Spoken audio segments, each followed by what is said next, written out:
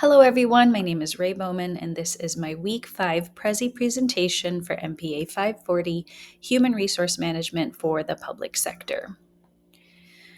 As a quick overview, my presentation today will cover 5 resources that discuss the management of a multi-generational workforce. I will also provide a couple of examples of potential conflicts arising from a multi-generational workforce, the potential solutions for those conflicts, and of course, a list of references at the end. So, the first resource that I found that discussed this topic is from the Harvard Business Review. This article starts off by providing us with the 5 different generations that are currently in the workforce. And those 5 generations are the silent generation, born between 1925 to 1945, the baby boomers, who were born between 1946 and 1964, Gen Xers, who were born between 1965 to 1980, millennials, who were born between 1981 to 2000, and lastly, Gen Zers, who were born between 2001 and 2020. So, this article provided 4 different tips in navigating a workforce that is so generationally diverse. First, it's to challenge harmful stereotypes. For example, the silent generation can be stereotyped as being loyal but very traditional. Baby boomers can be stereotyped as averse to change. And of course, Gen Zers, which we've heard of before, can be stereotyped as entitled or maybe even disloyal. It's important that we recognize these stereotypes as harmful to collaborative work. And instead, the article proposes communicating your preferences openly, especially when it comes to the way that you'd like to communicate. Third, the article suggests that we respect each other's boundaries. For example, the younger generation might be more open to talking about progressive topics that were traditionally surrounded by stigma. And it's important that conversations can remain respectful because, for example, a baby boomer might not be as open to discussing those topics. And lastly, it's important that leadership doesn't play favorites, or to take it further, it doesn't appear that they have favorites. That's important.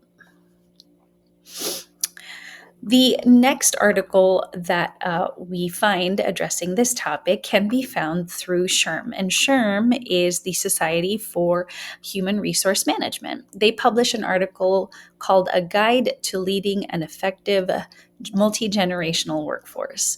And this article explains that although our workforce has 5 different generations, they have shared values like wanting respect, finding purpose in their work, and having autonomy.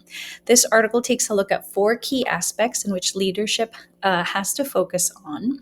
And those 4 aspects are: the first is values.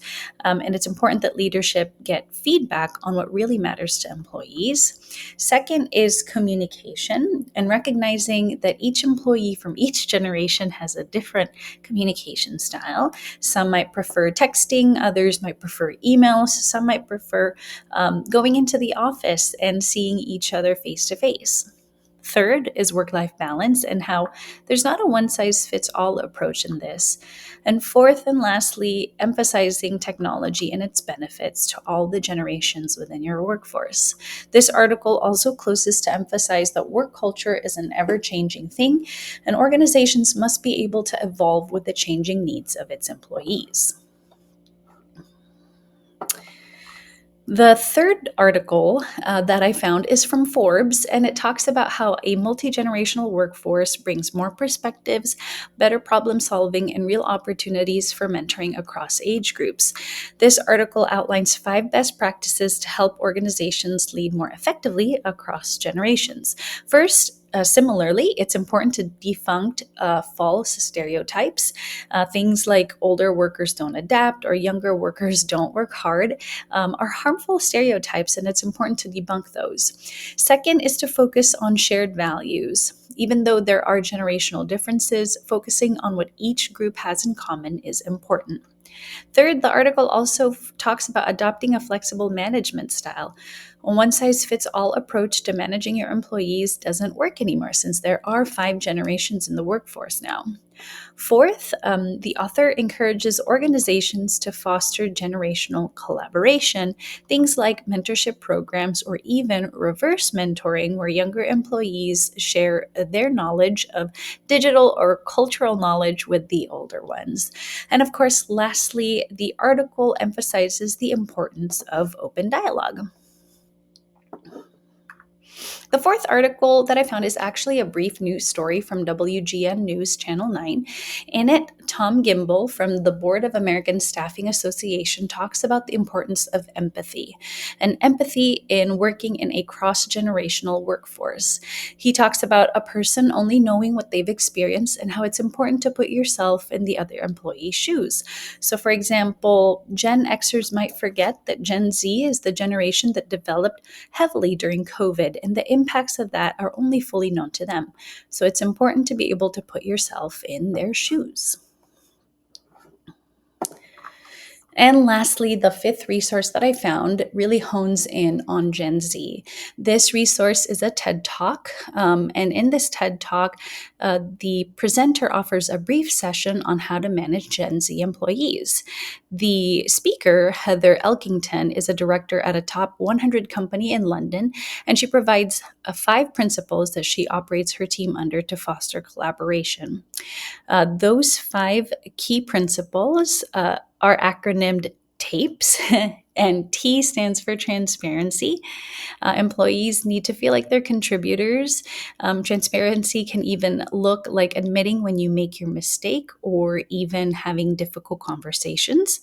The second letter is A for authenticity. It's important for Gen Zers to know that you can be authentic with them and that they can be authentic with you. P stands for progression. A lot of the ways that employees feel motivated is in them finding progression and purpose in the work and skills that they bring to the table. E stands for elasticity, which means that management style needs to be able to evolve and be elastic to the ever-changing needs of their employees. That can mean modified work schedules, remote or work from home opportunities. And S stands for safety. And that safety means employees must feel safe to experiment, safe to fail, safe to not feel embarrassed if they fail at work. And that can also, again, mean kind of a wrap up of authenticity and transparency. Now that we've done some research on navigating the workforce with multiple generations, let's go over 2 examples of potential conflicts in a multi-generational workplace. The first conflict example is about promotion resentment. In this example, a Gen X employee with 15 years of experience at the city is passed over for a management role in favor of a millennial with half the years of experience. And of course, the Gen Xer inevitably feels betrayed and starts creating dysfunction in the team. And this can happen in the real world, and the resolution to this involves transparency. And this can look like clearly communicating to the Gen X employee what the qualifications are and reasoning is behind the promotion. So making sure that performance metrics are clear, contributions are clear, initiatives are clear. This helps demystify the promotion process and it reduces the assumptions of favoritism or even ageism.